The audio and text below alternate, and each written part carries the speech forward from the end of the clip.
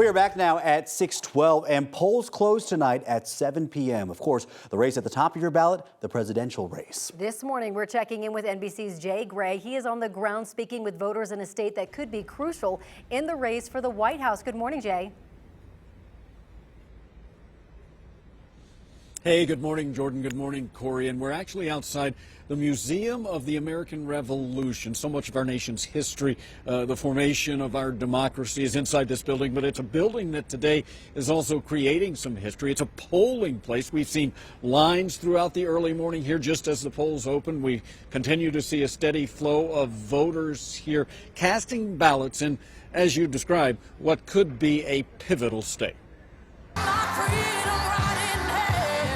For Vice President Kamala Harris, the campaign ends with a star-studded party on the Rocky Steps in Philly and one last pitch to voters. It is my pledge to you that if you give me a chance to fight on your behalf as president, there is nothing in the world that will stand in my way. Think of it. This is it. This is the last one that we're going to have to do. While former President Trump closes things out with a raucous crowd in Grand Rapids and a call to help him finish his comeback tour with a win. With your vote tomorrow, we can fix every single problem our country faces and lead America, indeed the world, to new heights of glory.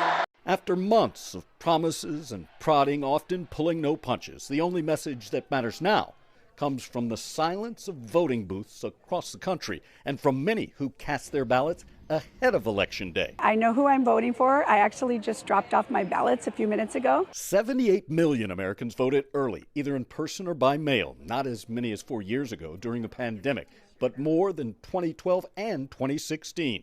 Many saying this election could be decided by just tens of thousands of votes from a half dozen or so swing states. Topping the list, Pennsylvania, a state both campaigns say is vital to winning the White House, and where residents say they're worn out from the back and forth, the attention, and the constant reminders that come every time they turn on a TV. Hopefully the commercials stop. Yeah, I think we have to accept that whoever wins isn't going to ruin our country, and we just have to kind of close that divide that's been going on through the election. It's one of the few things voters on both sides seem to agree on.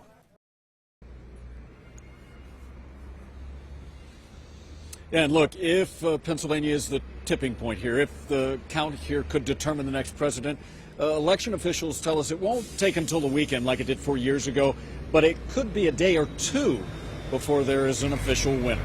Corey, Jordan? Yeah, it could be a while, but at least those commercials will end in about 12 hours, which that is the bright spot of all of it. Jay, thank you so much. Really appreciate it. And for